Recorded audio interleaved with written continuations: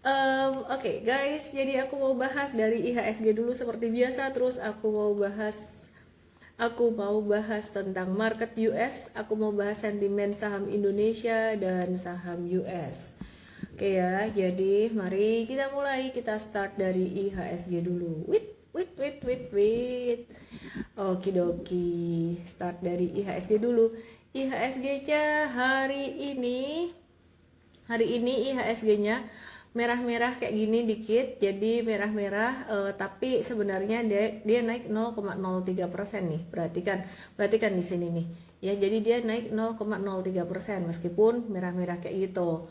Nah, terus apa sebenarnya yang mendorong pergerakan IHSG hari ini?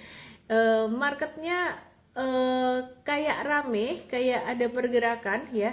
Jadi hari ini tanggal 14 Juli kayak ada pergerakan dari beberapa saham seperti contohnya sektor metal seperti yang kemarin kita bahas. Kemarin kita ada ngebahas sektor metals ya.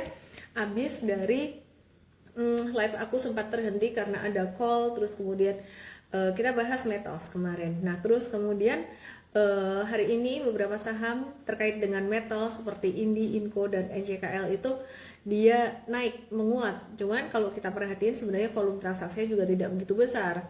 Demikian pula juga dengan UNTR. UNTR tuh ada metalsnya juga by the way gitu ya. Dan naik 6%, tapi kenaikannya tuh sebenarnya likuiditasnya cenderung kecil dengan bid offer kecil. Ini ya agak terganggu dengan gambar burung-burung. Sudah kuganti tapi tidak terganti. Jadi ya sudahlah. Bisa ganti tapi aneh banget, ya ampun. Kayak hantu filternya. Apa sih? Aduh, ganti device tuh kayak gini ya. Udah. Ya udahlah. Ya udah apa aja lah ya. Oke, mari kita pakai ini aja lagi. Oke, nah terus hari ini transaksi tuh di market cuma 8,4 triliun rupiah aja, dan saham TPIA ditransaksikan paling gede 1,4 T. BCA transaksinya 982 miliar, Bank Mandiri 780 miliar. Terus asing masih net sell, ya ampun, asing masih net sell guys, sebesar 885 miliar di pasar reguler. Dan saham yang di net sell asing ada saham BRI 362 miliar, terus kemudian ada BMRI 247 miliar, BCA 193 miliar, dan Astra International 86 miliar, dan AMMN 62 miliar. Lu ada apa sih? Bukannya pada senang harusnya S&P itu memberikan outlook stabil dan tidak menurunkan outlook Indonesia ke level yang lebih rendah seperti contohnya Moody's dan Fitch. Tapi kok ternyata tidak terlalu direspon yang gimana-gimana banget gitu ya. Jadi nggak direspon yang signifikan naik gitu. Jadi anyway, yuk mari kita lihat apa sih yang sebenarnya terjadi di market ini gitu. Kita lihat rupiah dulu guys, apa kabarnya rupiah. Mari kita lihat rupiah. Mari kita lihat rupiah. Ternyata salah satunya penyebabnya adalah nilai tukar rupiah kita yang saat ini juga masih terus merambat naik, meskipun hari ini ada agak-agak naik dikit ya sampai 18.125 terus turun lagi gitu. Nah, tapi teman-teman kalau kalian perhatiin ini trennya terus naik USD-nya atau rupiahnya terus melemah. Yuk mari kita lihat di XY apa kabarnya indeks dolar Amerika terhadap mata uang kuat negara lain. 6 mata uang kuat negara lain selalu. Kalau saya perhatikan rupiah, saya akan perhatikan indeks dolar Amerika. Di XY-nya guys turun. Jadi sebenarnya dolar itu melemah. Nah, harusnya kalau dolar melemah tuh rupiahnya menguat. Tapi ketika dolar melemah, rupiahnya masih terus melemah. Hal ini dipandang oleh investor asing sebagai salah satu resiko, masih melihat resiko Indonesia ya, dengan tantangan cadangan devisa yang masih berpotensi melemah juga gitu. Nah, jadi sentimen positif kemarin tentang S&P yang menahan outlook Indonesia di outlook stabil dan tidak diturunkan jadi outlook negatif itu sebenarnya sangat bagus sekali, tapi ternyata tidak terlalu direspon oleh investor global di pasar saham Indonesia gitu ya. Jadi Setelah S&P Global mempertahankan rating Indonesia di level triple B dengan outlook stable, maka Pak Erlangga Hartarto, Menteri Koordinator Bidang Perekonomian, bilang bahwa pemerintah bakalan janji buat terus memperkuat kualitas dan prediktabilitas implementasi kebijakan buat menjaga kepercayaan pasar. Nah, sementara itu, Pak Menteri Keuangan Purbaya juga menegaskan buat terus memperkuat anggaran negara gitu dengan meningkatkan penerimaan negara, kepatuhan, digitalisasi pajak dan sebagainya gitu ya, termasuk mengoptimalkan pendapatan dari mineral dan sumber daya alam. Nah, terus yang menarik nih ya, Pak Purbaya itu bilang bahwa ada arah di bawah kakiku, lucunya dia. Ya, Pak Purbaya bilang bahwa nanti ke depan ada berita yang lebih bagus sih, masalah pemeringkatan katanya gitu. Jadi nggak usah takut, beliau bilang gitu ya. Jadi dari lembaga pemeringkat lain akan hasilnya juga bagus katanya gitu tuh. Jadi kata beliau gitu ya. Nah, lembaga pemeringkat apa sih yang belum ngasih hasilnya? Ada JCR dan R&I, tapi sebenarnya dua itu nggak begitu signifikan menurut aku sih, nggak terlalu terkenal. Yang terkenal tuh ya si S&P, terus kemudian Moody's and Fitch. Nah, Pak Purwai bilang Moody's and Fitch itu nggak fair deh, kenapa masa ngasih review rating di kuartal 1. Sebenarnya menurut saya fair nggak fair ya dilihat dari data historikal gitu kan ya. Jadi menilainya tuh dari data full year 2025 gitu. Katanya gini, nggak nunggu apa namanya, kok nggak nunggu ini ya, nggak nunggu untuk hasil kuartal satunya muncul, kan pertumbuhannya lumayan tinggi di Indonesia gitu. Jadi ya nggak masalah sih nunggu hasil kuartal 1 atau dari full year 2025 ya, mereka melihat penilaian itu. Jadi sebenarnya kalau ngelihat kuartal 1 pun, kuartal 1 dengan pertumbuhan yang tinggi, tantangannya pun sebenarnya juga semakin banyak gitu. Kenapa? Karena di kuartal 1, kuartal 2 mungkin lebih berasa di kuartal 2 itu tantangannya kan dari Selat Hormuz ditutup dengan harga minyak yang naik, jadi itu jadi beban APBN. Tapi sekali lagi bicara soal S&P yang menahan menahan outlook Indonesia, yaitu sebagai satu hal yang bagus, satu hal yang sangat positif, kita syukuri, dan menurut aku itu mujizat banget. Tapi ya ternyata nggak terlalu direspon oleh investor asing di pasar saham Indonesia. Nah, kemudian Danantara mengumumkan 8 mitra proyek Waste to Energy tahap 2, dan aku nggak tahu apakah ini ada kaitannya dengan berita ini atau enggak, tapi kemarin tuh saham-saham yang terkait dengan waste to energy itu pada naik. Contohnya ada Toba, ada MHKI dan sebagainya gitu. Cuman naiknya juga kita melihat kenaikannya tuh memang naik, oke, tapi tantangan secara makro itu masih gede di Indonesia gitu ya. Jadi ketidakpastian akan berbagai macam peraturan baru itu juga masih akan menjadi pertanyaan pelaksanaannya gimana, termasuk DSI juga gitu, dan antara sumber daya Indonesia.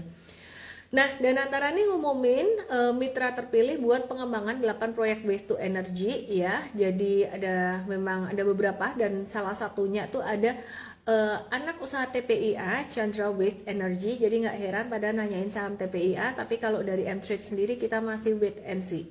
Kalaupun ada penguatan buat saham TPIA, itu sifatnya untuk mengurangi posisi buat kalian yang nyangkut-nyangkut gitu ya. Terus kemudian ada banyak sih, tapi aku sebutin 2 aja.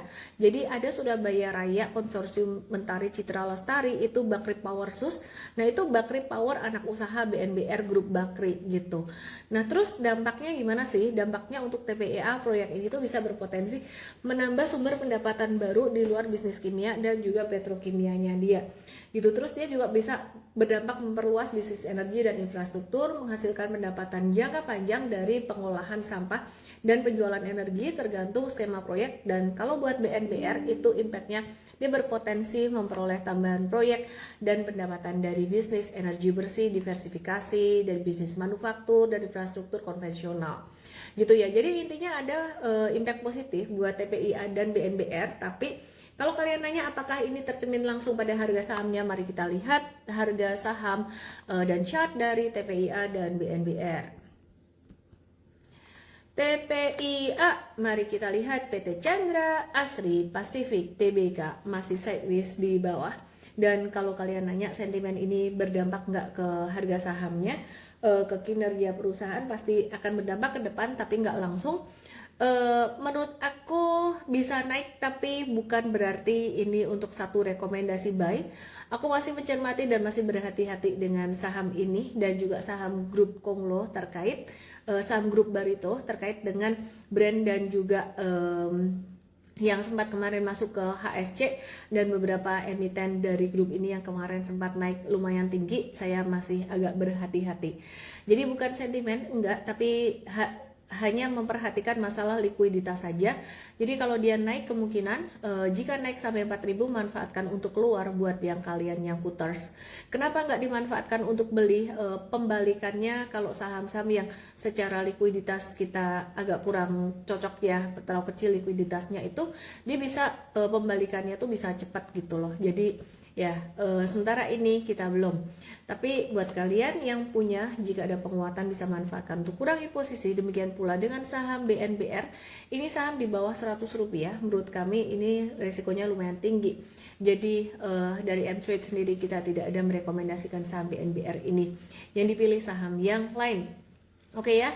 Terus kemudian Danantara sendiri terkait dengan hilirisasi itu ada menggarap 26 proyek hilirisasi. Ya, jadi 26 proyek hilirisasi dan pastinya tujuannya supaya meningkatkan nilai tambah sumber daya alam Indonesia untuk memperkuat industri dalam negeri, dan ini juga sebenarnya yang menjadi perhatian dari S&P kemarin, jadi satu hal yang positif di mana Indonesia itu akan mendapatkan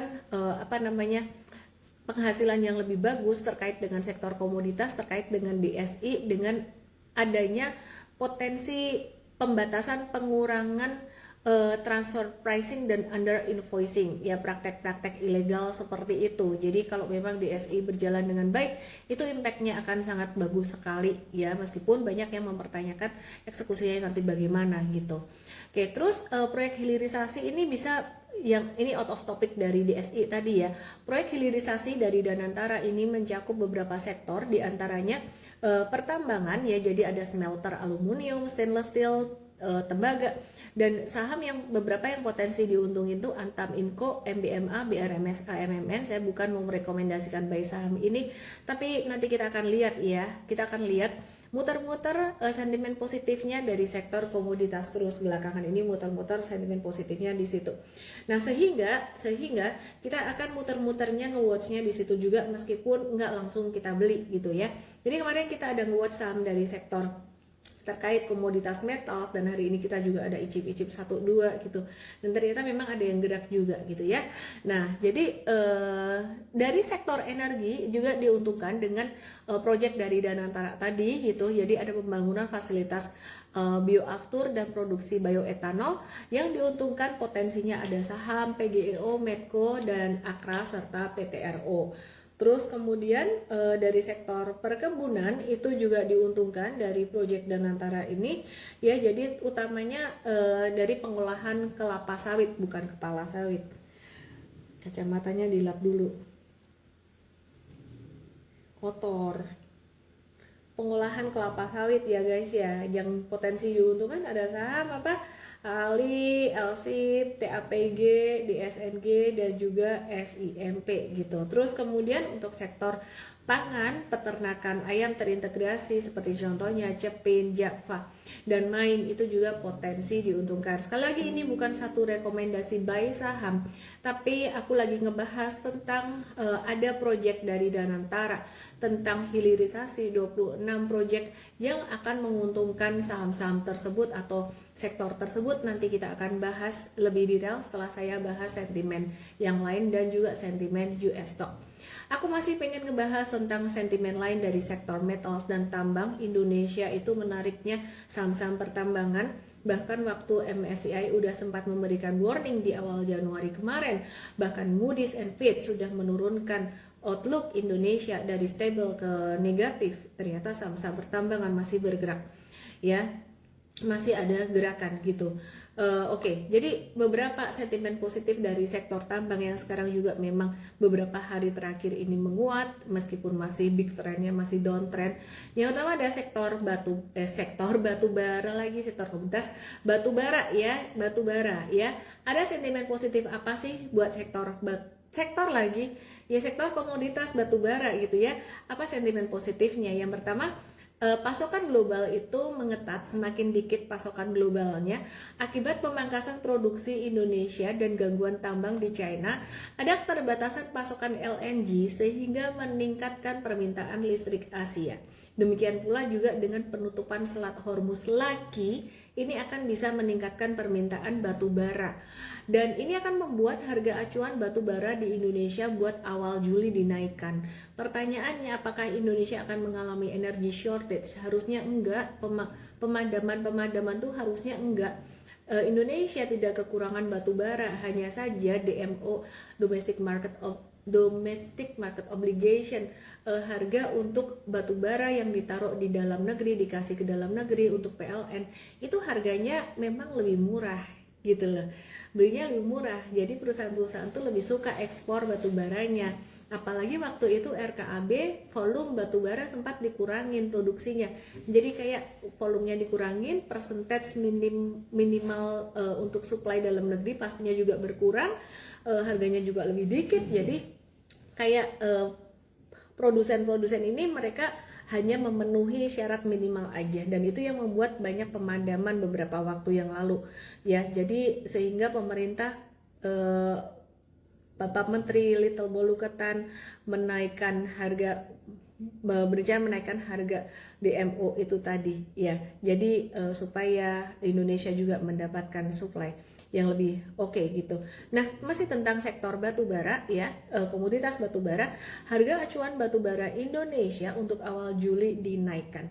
Ya, jadi harga minyak dan gas yang tinggi yang seperti saya bilang tadi itu membuat batu bara itu kembali menarik sebagai sumber energi alternatif. Harga minyak sudah naik dalam beberapa hari terakhir meskipun tidak setinggi di bulan Maret kemarin. Semoga Selat Hormuz nggak lama-lama ditutupnya lagi sehingga harga batu bara, harga komoditas juga bisa lebih stabil dan inflasi juga lebih terkendali. Iya sih, harga batu bara naik, saham batu bara bagus, tapi inflasi juga lebih tinggi. Oke, yang baru masuk, aku nggak tahu kenapa kalian baru masuk jam segini, tapi thank you banget udah nonton live aku. Kenalin, nama aku Ellen May, aku trader investor saham dari 2007. I'm very passionate di dunia ini, trading dan investasi saham Indonesia, US, dan kadang-kadang juga kripto kalau lagi bagus. Aku founder M-Trade. M-Trade adalah aplikasi edukasi saham. Oke, teman-teman yang mau belajar saham gratis, langsung aja ke webinar Investstart bicara tentang long term investing, saham US bisa, ID bisa. Tap tombol merah ini yang di Igoy, yang di YT, dan yang di tok langsung aja DM aku Start US. Oke, ya mari kita lanjutkan lagi. Ada sentimen negatif nih dari sektor batubara. Tadi positif, sekarang negatifnya, supaya berimbang teman-teman semuanya. Ya, jadi sentimen negatifnya apa? Untuk sektor batubara sendiri, industri ini, kuota produksi beberapa perusahaan tuh dipangkas cukup besar, sehingga sempat dipangkas ya, sehingga kenaikan harga tuh belum tentu mengimbangi penurunan volume. Meskipun ada wacana yang kemarin juga sempat untuk mengembalikan gitu ya, volume lagi gitu, meningkatkan. Nah, ini juga aku sendiri juga bingung, kadang dipangkas, kadang mau naik, kadang nggak jadi kayak gitu.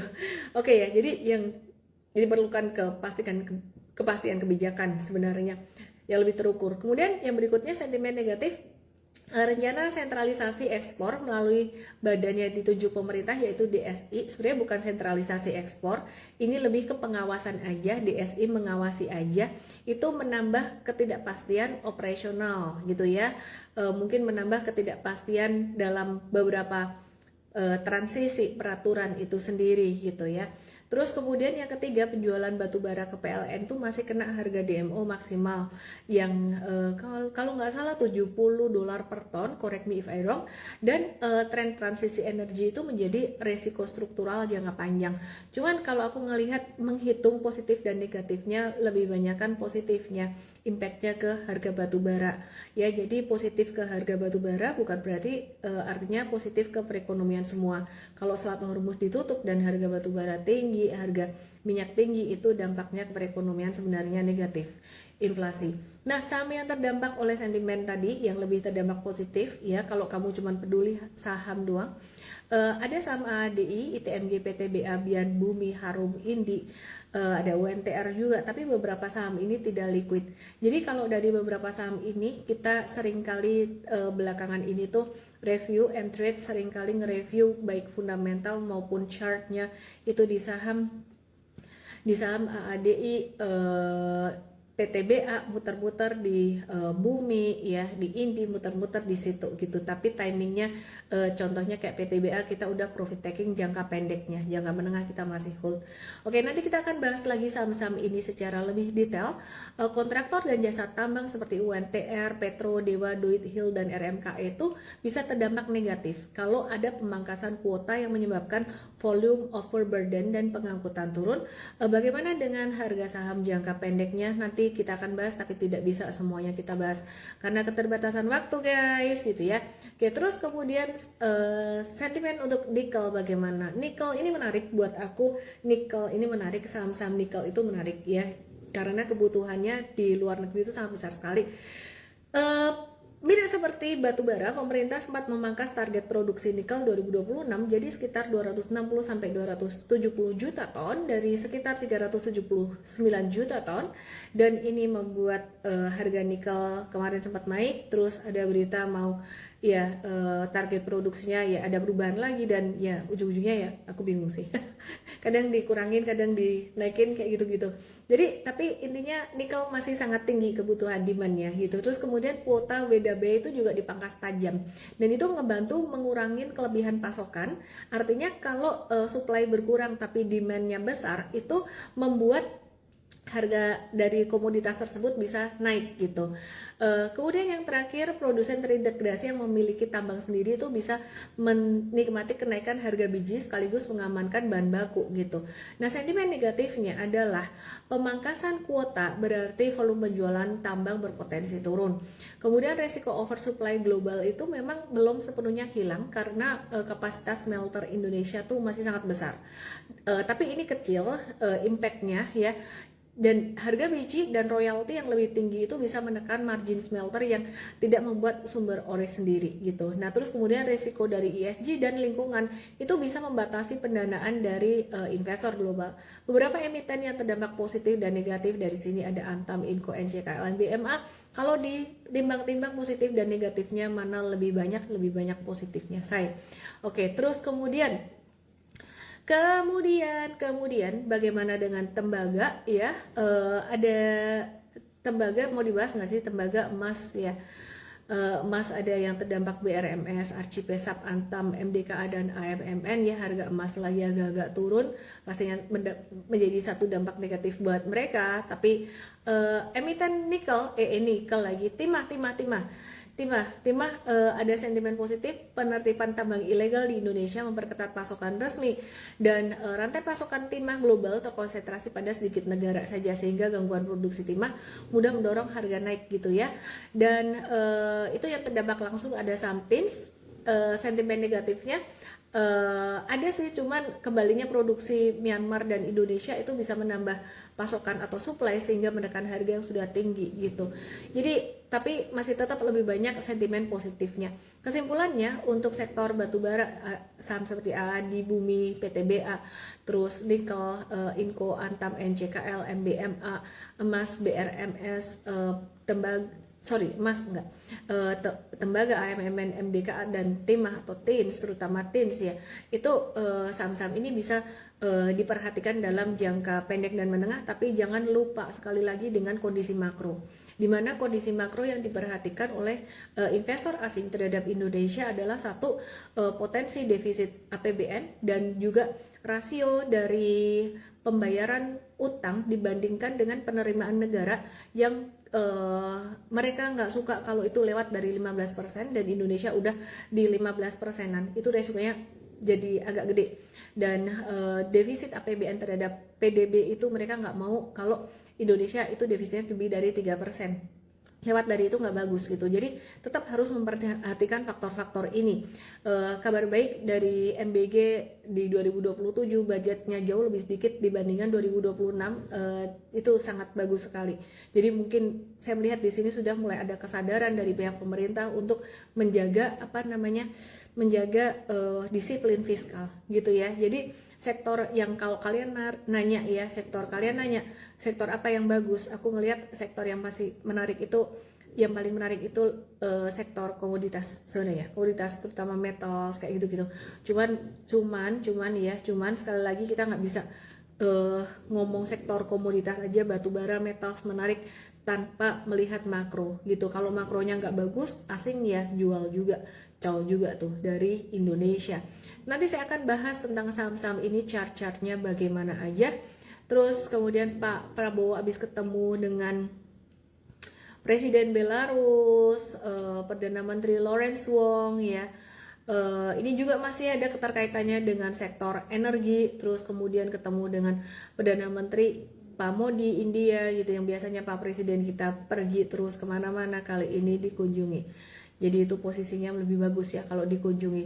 Dan peluang adanya investasi perdagangan dan proyek strategis dengan beberapa negara ini itu bisa menjadi katalis positif buat kawasan industri seperti BES, Dimas, Kija, dan SSIA, digital ekonomi seperti DCI, Edge, dan TLKM. Wait, sebentar, ini bukan rekomendasi buy.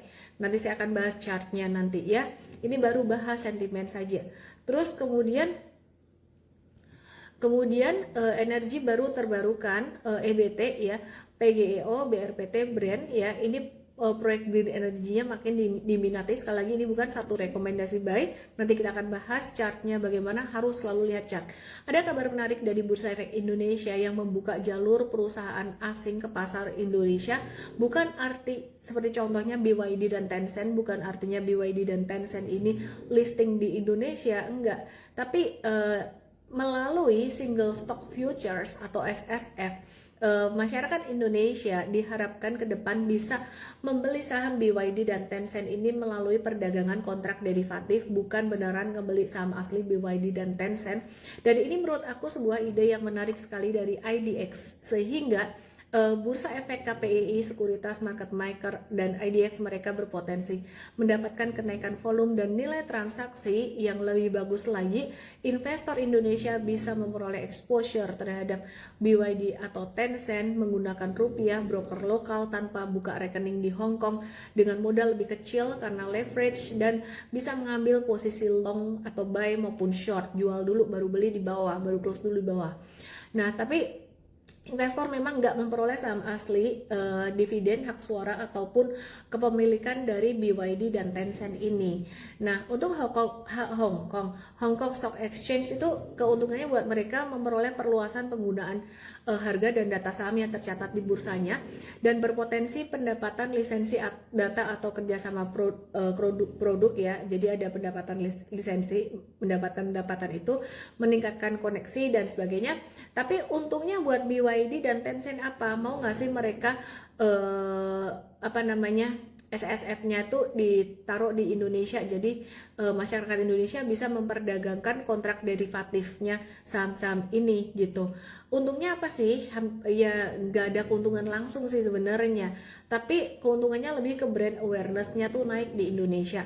Jadi nama BYD dan Tencent tuh makin sering dilihat, didengar oleh investor lokal. Jadi kayak ya meningkatkan awareness aja lah tentang brand BYD ini. Kemudian basis investor dan calon investor juga bisa bertambah.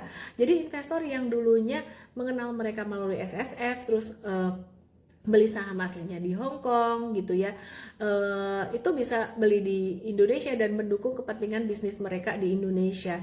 Untuk BYD misalnya, exposure pasar Indonesia itu bisa sekaligus meningkatkan perhatian terhadap merek kendaraan dan investasinya di Indonesia gitu loh.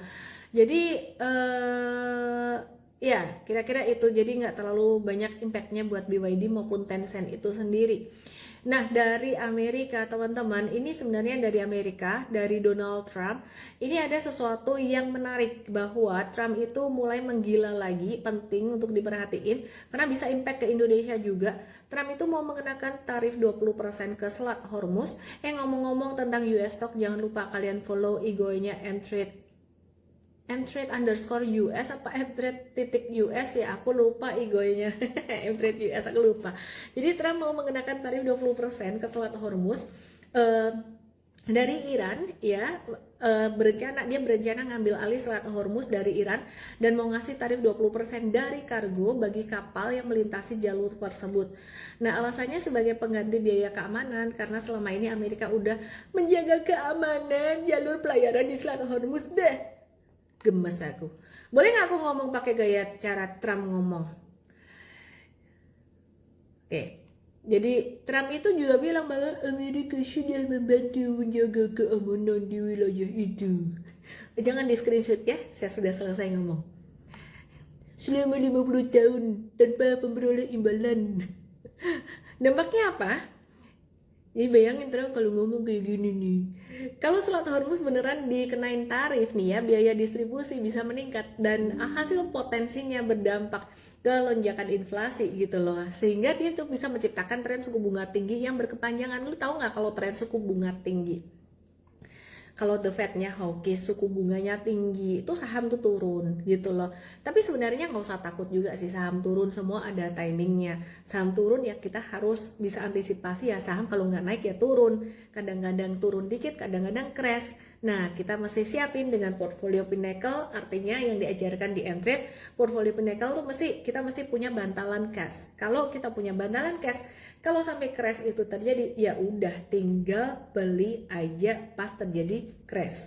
Kesalahan terbesar banyak trader investor adalah nggak nyiapin cashnya dan duitnya dihabisin buat hajar aja terus. Oke. Ngomong-ngomong teman-teman semuanya yang baru kenal saya, nama saya Ellen May, saya founder mtrade, aplikasi edukasi saham Indonesia dan US. Dan kalau kamu mau belajar langsung dengan aku di workshop Super Trader, bisa langsung DM saya workshop, nanti akan dikasih linknya sama tim aku. Dan kalau kamu mau belajar gratis di webinarku terdekat, bisa tap tombol merah ini untuk long term investing. Kebetulan edukasinya ada 2 macam, trading, investing. Ini untuk long term investing. Untuk saham US, Indo juga bisa. Yang di tok di YT, just DM saya start US. Nanti akan dikasih linknya sama tim aku. Ada edukasi trading juga, kapan-kapan kita infoin ya. Oke, rilis inflasi Amerika malam hari ini. Inflasi tahunannya turun dari 4,2% jadi 3,5%. Dan inflasi core inflationnya itu turun dari 2,9% jadi 2,6%. Month on month inflationnya juga turun. Core inflation bulanannya juga turun. Ya, dari 0,2% jadi 0%, bahkan semuanya ini lebih rendah dari ekspektasi.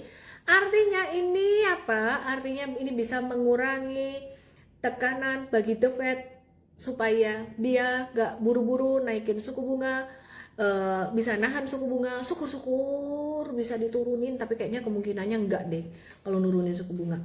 Dan artinya apa? Buat pasar saham Indonesia juga, buat rupiah juga, kalau suku bunga Amerika dinaikin ketinggian, maka imbal hasil dari obligasi Amerika pun juga akan naik ya, pastinya imbal hasilnya, dan itu akan membuat banyak uang beralih ke sana. Kalau uang beralih ke Amerika itu bisa melemahkan nilai tukar atau memperkuat nilai tukar Amerika yang melemahkan nilai tukar kita gitu loh. Nangkep ya? Nggak nangkep ya udah, just dengerin aja aku ngoceh gitu ya.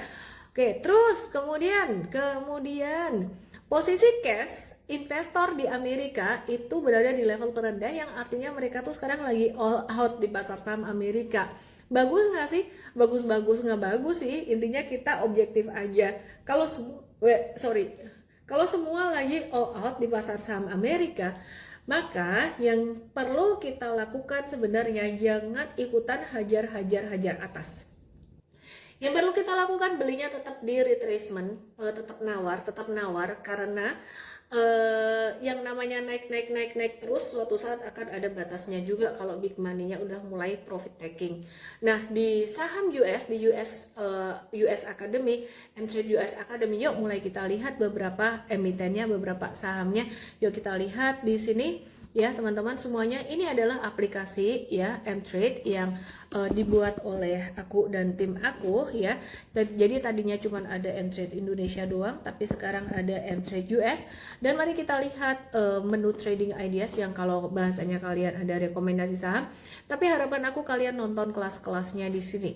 Ini kelas mTrade US Academy, ada framework tradingnya. Dan mari kita lihat apa kabarnya US stock. Di US stock ada beberapa saham yang masuk ke dalam watchlist kita. Watchlist artinya antrian beli. Terus kemudian ada saham yang udah masuk ke area buy kita. Dan yang aku mungkin share sedikit saja teman-teman, supaya nggak over sharing juga, nanti kalian terlalu banyak juga. Indo stock saham-sahamnya nanti saya akan bahas juga. Nah ini menarik, ada saham sektor kesehatan, yaitu saham Merck yang kita sudah nunggu nawar-nawar beberapa hari terakhir. Ini ketika dia breakout teman-teman, kita biarin dulu beberapa hari. Dan yang menarik, cara untuk menghindari bubble, kalau kalian takut wah ini cashnya udah di Amerika udah pakai cash semua nih, cashnya sisa dikit nih, kalian nggak usah takut bubble. Caranya adalah jangan beli saham yang sudah ketinggian. Gimana taunya saham yang ketinggian nama kagak? Ya belajar say. Kalau belajarnya ini sebenarnya di mTrade US Academy. Kalau mTrade US Academy kamu mau gratisannya, ketik aja mTrade Start, mTrade Start, mTrade Start, EMTRADESTART di DM aku. Just ketik itu, atau just DM aku aja mTrade Start. Apa bedanya sama perintahku tadi dengan tadi? Oke. Udah gara-gara burung-burung ini jadi saya bingung mau ngomong apa. Ya, kalau mTrade US Academy ini bisa dibeli, saran aku sih melalui webinar preview dulu mTrade Start. URL-nya ini sebenarnya emtrade.us/live emtrade.us/live ya. Jadi di sini kamu tinggal tap tombol daftar gitu ya, tinggal pencet ini daftar di sini, ngerti ya. Oke, kalau nggak ngerti just DM aku aja mTrade Start gitu. Oke, jadi balik lagi, ketinggian apa kagak nih, ketinggian apa kagak. Ini tuh abis sideways panjang, ini baru naik pertama, ini baru tarikan pertama. Jadi ini nggak ketinggian. Kalau takut ketinggian di tarikan pertama, tunggulah di retracement pertama. Jadi ini retracement pertama setelah tarikan pertama. Kamu kalau di tok-tok di YT kamu nggak ngeliat gambar aku, kamu bingung say. Jadi langsung aja ke IG aku @ellen_official. Ini kagak ketinggian. Nah, kalau ketinggian itu bentuknya kayak gini, tak kasih tahu saya ini ketinggian nih, perhatiin nih, tunggu. Nih, ini kan sideways toh, nih perhatiin, ini sideways toh, ya toh. Nah, ini adalah tarikan pertama, breakout pertama di sini, oke? Lu beli di sini kagak ketinggian saya. Tapi kalau kamu belinya di sini, ini udah jauh dari sideways-nya, itu ketinggian saya. Nah, kalau udah jauh dari sideways ketinggian, maka cara belinya kamu harus nunggu di retracement. Retracement itu contohnya kayak ini nih, retracement. Tapi kalau nggak ada retracement, kalau ngegas terus kayak gini, kayak saham MU, ya kita nggak beli. Belinya kapan? Belinya ya tunggu pas ada retracement. Sekarang aja kita masih nawar di 864, kagak dapat ya sudah. Tapi nanti kalau kena 864, patternnya jadi head and shoulder, bener juga sih. Kalau nggak mau beli juga tidak apa-apa. Nah, contoh lain yang tidak ketinggian adalah, mari kita coba cek, aku cariin dulu ya. Nah, ini contoh saham mRNA. Ini baru aja breakout dari sideways panjangnya, tapi dia naik di sini pertama, naik tarikan pertama. Takut nggak mau beli. Oh ya benar, ya udah nggak apa-apa, tunggulah di area retracement atau koreksi di bawah sini. Oke, sebentar ya, saya ngegas terus, saya ngomongnya minta.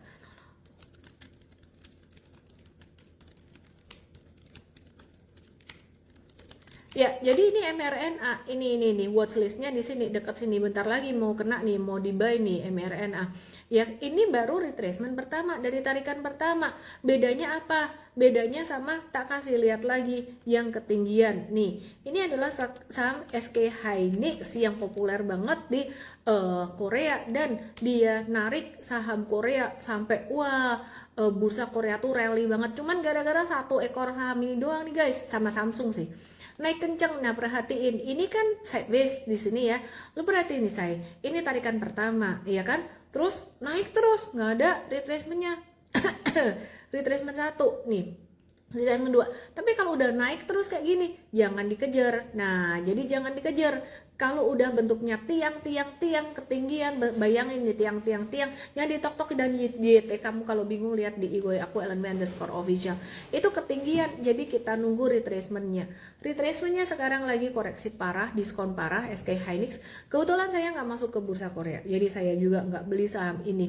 Tapi singkat cerita, saham Amerika, bursa Amerika itu sekarang sektor teknologinya lagi retrace normal and we expected retracement, jadi nggak usah takut. Yang paling penting ditemani deh sama Mtrade US Academy. Bagaimana cara bergabung dengan Mtrade US Academy? Saya nggak kasih kalian langsung bergabung dengan Mtrade US Academy tanpa melalui webinar preview untuk saat ini. Webinar preview yang disebut dengan webinar Mtrade Start US itu adalah webinar pengenalan yang memberikan edukasi dasar dan membuat kamu ngerti bagaimana sistem itu berjalan. Webinar ini akan diadakan pada tanggal, aku lupa, mari aku lihat dulu. Aku lupa, say. Tanggal terdekat.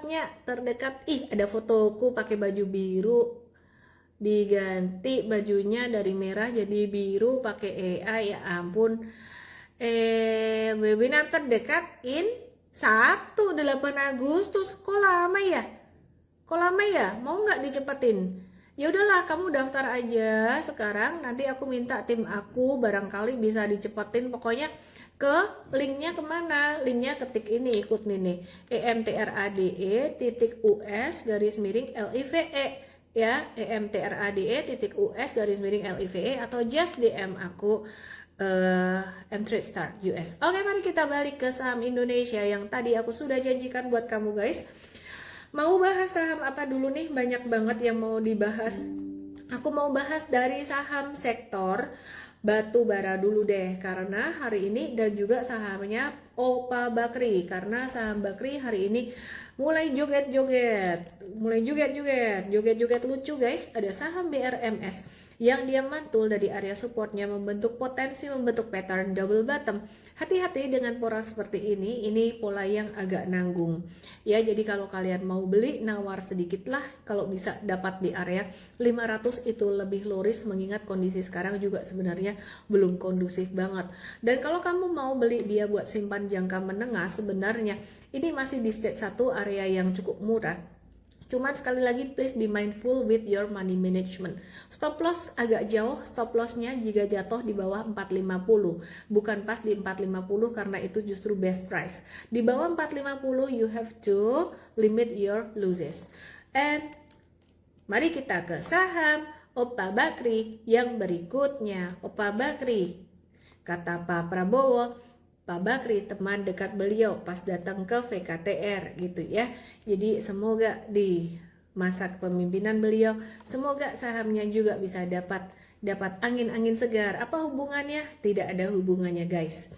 Ya just mimpi-mimpi kita saja ya. Jadi saham Bum itu sebenarnya bagusnya kalau kamu belinya di bawah 142 sampai 130 low risk. Kenapa? Stop lossnya di bawah 130 say. Kalau kamu beli sekarang agak nanggung sebetulnya karena stop loss di bawah support. Kalau stop loss pas di support itu nanti mantul lagi, kamu habis cut loss dia mantul lagi. Nah kalau stop lossnya di bawah support itu sudah lebih dari 12%, bahkan sudah lebih dari 16%. Jadi kalau kamu cut lossnya di 137-an itu dekat support 130, 131, habis kok cut loss bisa naik lagi saya gitu. Terus kemudian mari kita lihat saham ENRG ya. Hati-hati ya teman-teman semuanya, ini bukan satu rekomendasi buy. ENRG udah agak kejauhan dari supportnya. Jadi dengan kondisi market yang saat ini sebenarnya belum bisa dibilang bullish, aku lebih suka nawar pelit banget di support. Ini saham NCKL bukan Najkal, bacanya NCKL aja, jangan dibaca Najkal. Oke, yang di TokTok yang di YT igoi aku LMB_official. Jadi teman-temanku semuanya, ini yang aku bilang dekat dengan support. Jadi si NCKL ini memang tadi belum naik kencang, tapi kita buat saham ini karena sampai ke support itu baru sekitar 5%. Jadi kalau kita cut loss di bawah support ini ya, semestinya support stop lossnya juga lebih lebih bisa terkendali dibandingin yang beli udah di tengah-tengah atau di atas gitu ya. Disclaimer buat teman-teman semuanya, kalau Mtrade ID, di Mtrade ID kita kasih tahu buy dan sell-nya. Jadi kalau kamu nggak ikut Mtrade ID, jangan ikut buy aku, nanti kamu jadi bingung jualannya di mana, say. Kemudian mari kita lihat saham ADRO. Wih, sombong nih, Mtrade udah beli beberapa hari yang lalu. Nggak kok, kita nggak belinya di support ini, kita belinya buy breakout, dan jarang banget kondisi sekarang kita buy breakout.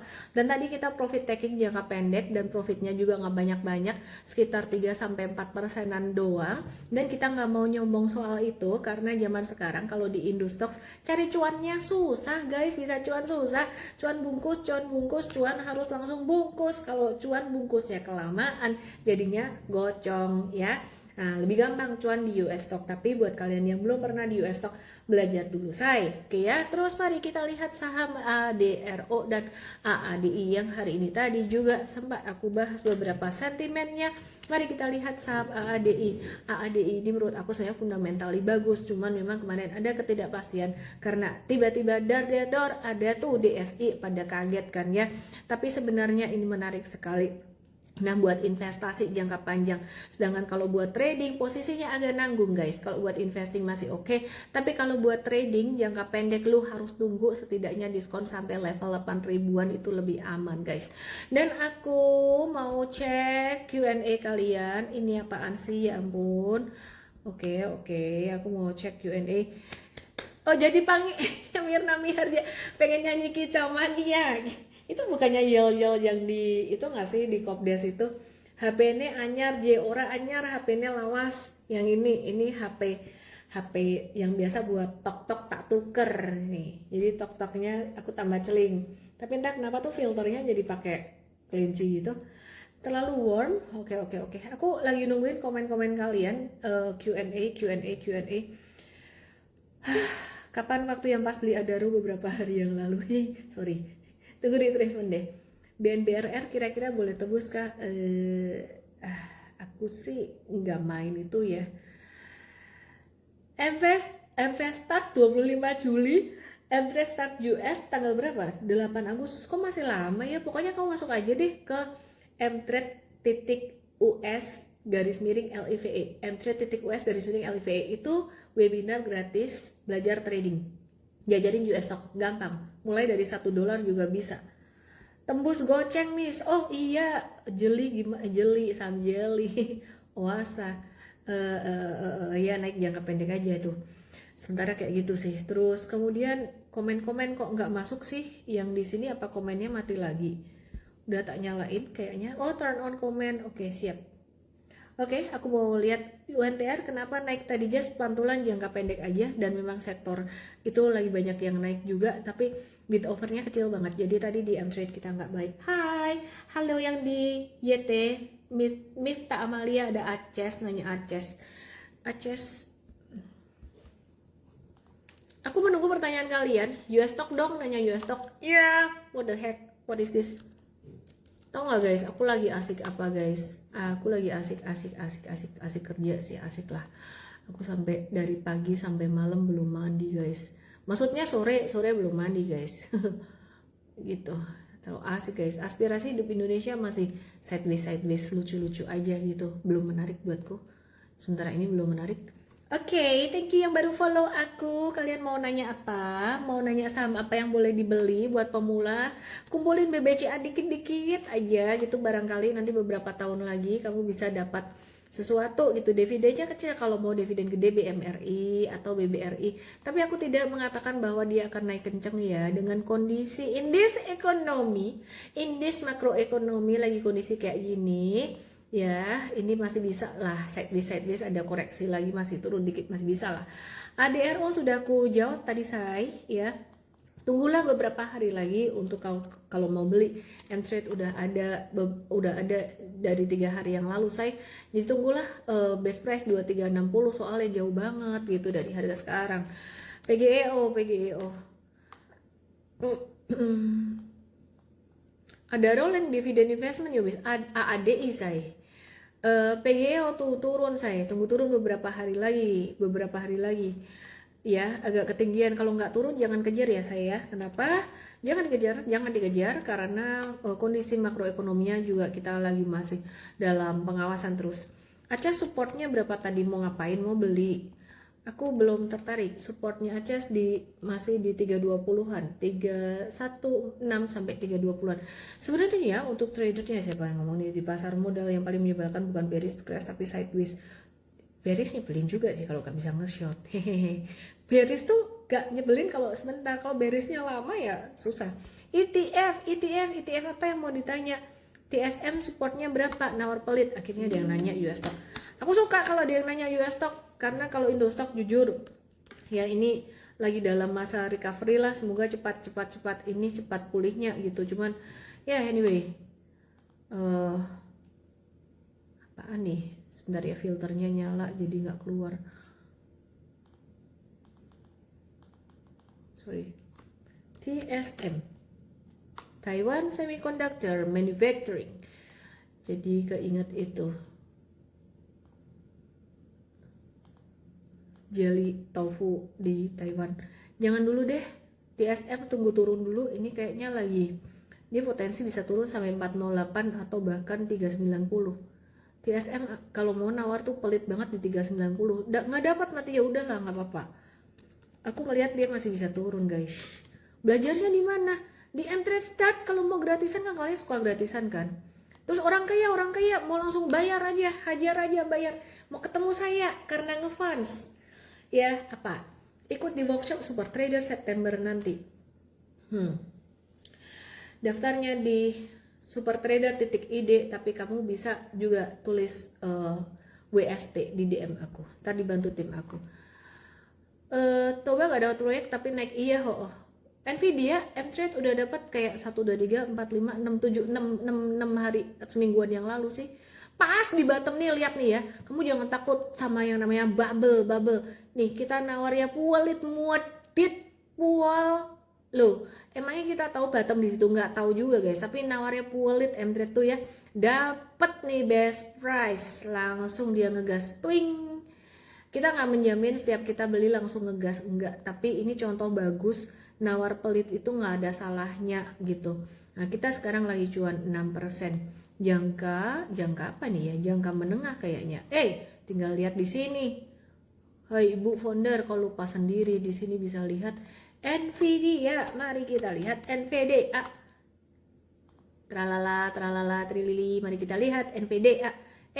NVDA iya nih cuan 6%. Oke. Mari kita lihat Exxon Corp. Oh kalau gitu mau lihat Exxon harus lihat harga minyak dulu.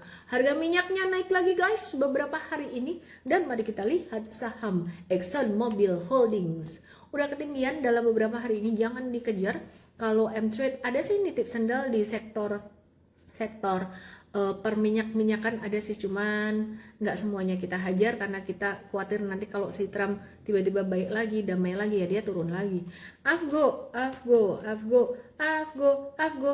Laporan inflasi AS di bawah ekspektasi, udah aku bahas tadi. Di bawah ekspektasi bagus ya, udah aku bahas tadi. Sudah aku bahas tadi banget gitu ya. Jadi mungkin ada gambar di kepalaku burung-burung itu jadi bingung. Aku nawar pelit 360 WDC sama Oracle, gimana kabarnya? Wifi siap Willy, siap sabar Willy. WDC masih bisa turun, ini sama kayak apa ya, aku lupa tadi aku bilang sama apa, masih bisa turun, sabar deh. Kalau nggak dapat ya sudah nggak apa-apa, tapi ini ketinggian ini loh, ini yang aku bilang ketinggian. Wih naiknya udah berapa banyak nih, kayaknya nunggu retracement sedikit lagi. Oke lah. Wifi siap Willy. Wifi breakout kalau kamu trading personal sih silahkan. Profit taking mungkin bisa sekitar, kamu hati-hati di level 2000-an ya. Jadi dari level sekarang tuh masih bisa, mungkin 2000 tuh 10%an, cuan hampir 10% lu bungkus ya. Jangan lalu-lalu, orang Solo pakai lalu-lalu. Oke. Kalau sudah sampai 10% jenengan bungkus ya. Jual aja gitu, supaya nggak kena kepentung lagi. Kayak ginian kalau saham yang likuiditinya agak kurang, biasanya kita tidak kadang gini, aku mau sampaikan satu hal penting. Sorry, aku boleh matiin komennya sebentar karena aku mau sampaikan satu hal penting. Dan biasanya aku sampaikan hal penting nggak boleh ada kayak ginian, nggak bisa hilang nih. Oke, banyak yang nanya apakah fundamental is dead, technical is dead. Nggak bisa analisis fundamental dan technical lagi di Indonesia. Beberapa waktu yang lalu ketika saham-saham Konglo lagi meroket, banyak yang nanya kayak gitu. Hah, itu fundamental valuasi tinggi naik, itu fundamental bagus nggak naik. Dibaca-baca pakai chart, sideways breakout harusnya bagus, tapi itu sideways breakout balik lagi, yang ini nggak ada sidewaysnya naik terus. Saya mau kasih tahu, itu bisa terjadi karena apa? Karena saham itu likuiditasnya kecil. Kalau likuiditas kecil, yang main bandar, market maker.